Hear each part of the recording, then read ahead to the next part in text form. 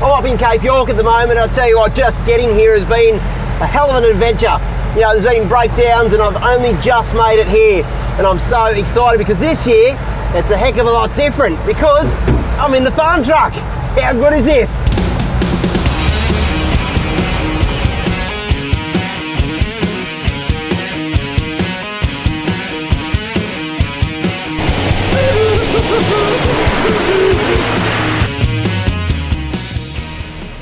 Well, I'll tell you what, when it comes to Cape York, I mean, people spend literally years and years and years getting their vehicle ready for such an epic adventure. It's one of those bucket list destinations that I reckon every Aussie needs to experience at least once in their lifetime.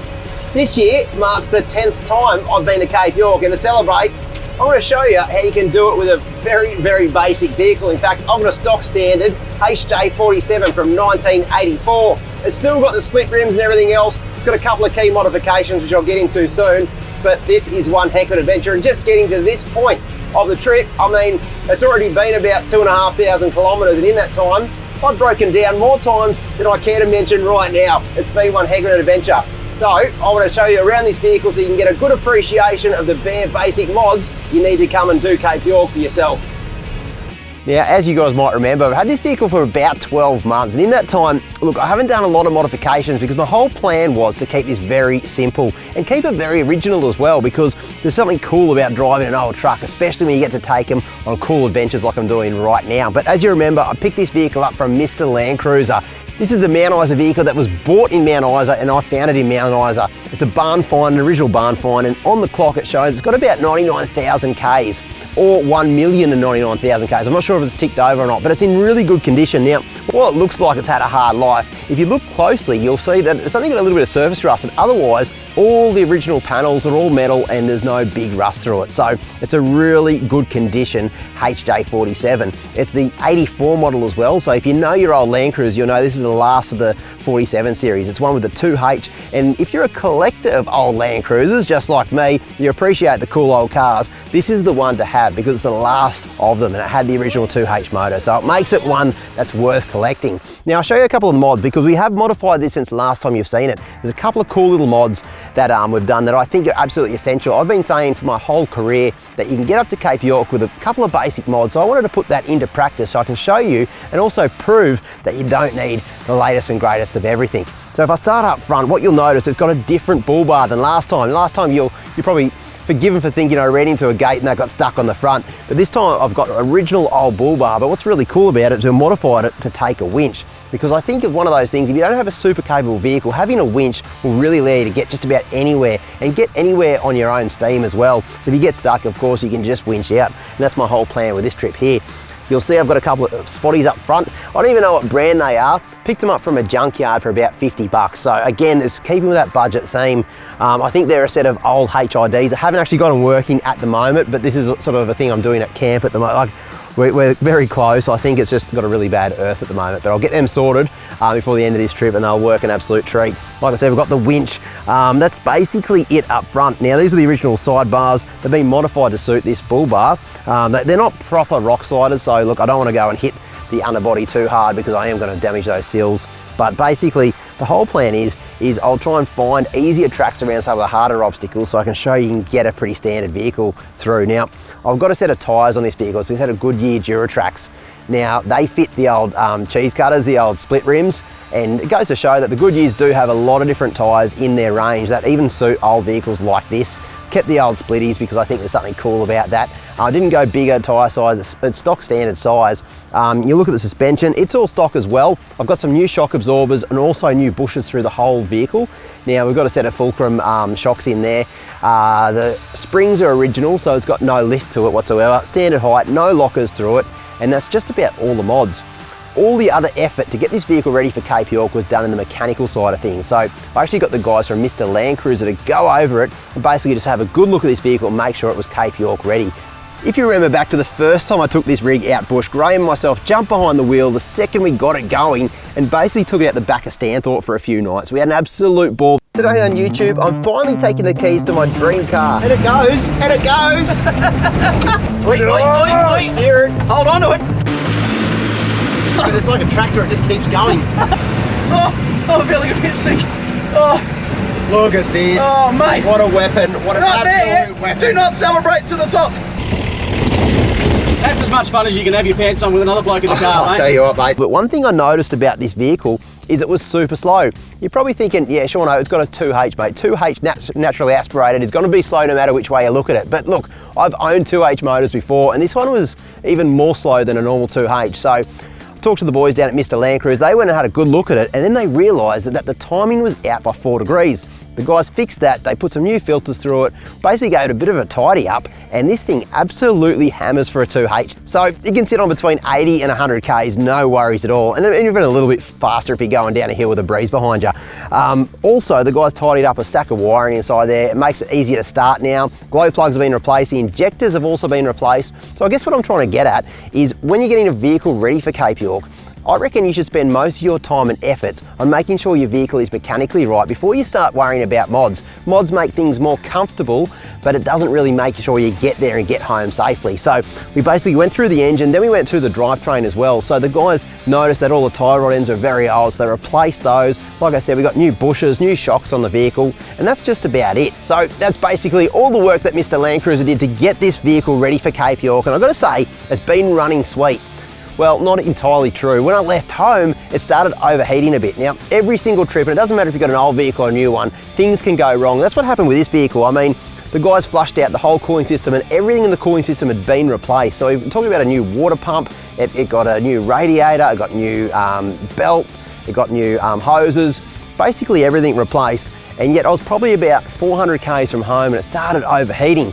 Now, I've basically tried to limp it the whole way up to Cairns, which is about 2,000 Ks from my house. It took 3 days. I'll tell you what, I didn't think I was going to make it. Going fantastic. I mean, it's always a good sign when you've got that. I can't take credit for it. My brother actually came up with this idea last night on the phone. Check this out. Check this. See how long this gets me. Hopefully I can fix this issue that I'm overheating. And then Cape York, run at me. I knew it had to be something really simple, but I couldn't find it. I got to my mum's place in Rockhampton. I basically pulled everything down again. I put a hose through, flushed everything through. There was a lot of rubbish in the cooling system. I thought, oh, that doesn't look good. And I sort of had a bit of an idea that maybe the radiator had a bit of, you know, rust and scale and stuff through it, but I didn't really know the extent. I washed it out best I could. I thought I'd fixed it, started overheating again. Not about 90 Ks, or about 80.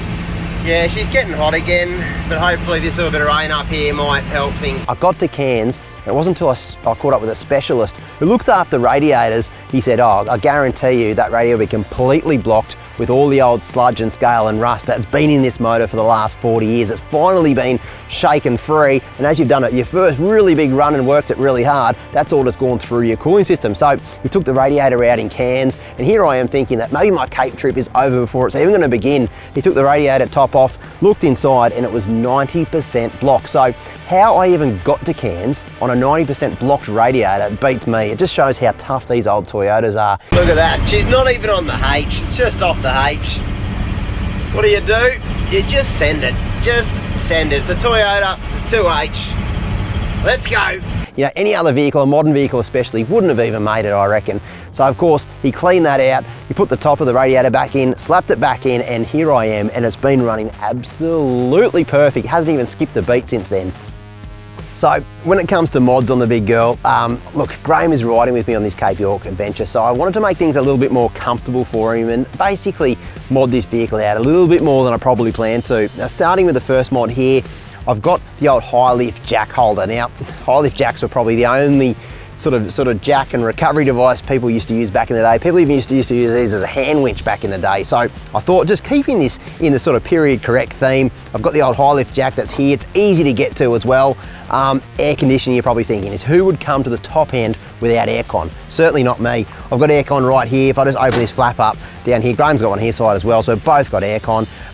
It's not working that well, very hot up here.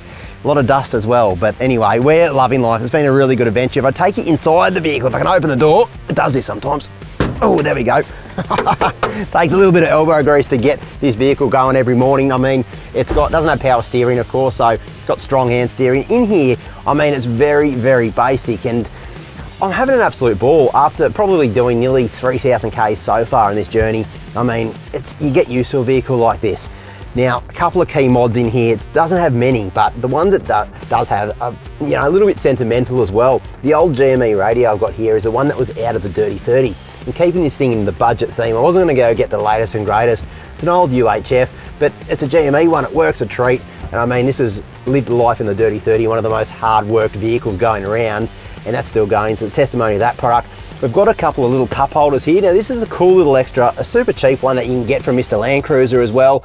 Now, isn't this pretty neat? This is the old dual battery system that was in the original Dirty 30. It's been sitting in my shed for ages, and you know, this is the cool thing with the old Red Arc products is it's an old one and it's been absolutely thrashed as well, and it still works an absolute treat. So basically grabbed the whole system, Richard from Mr. LandCruiser, put it on a new board so it would suit the 40 here. And if you look here, it's got a little monitor, it's got a BC-DC and a couple of fuses and a shunt so I can read how many amps this thing's drawing. It's got a battery and a little battery tray underneath the tray, so I'm not wasting any space.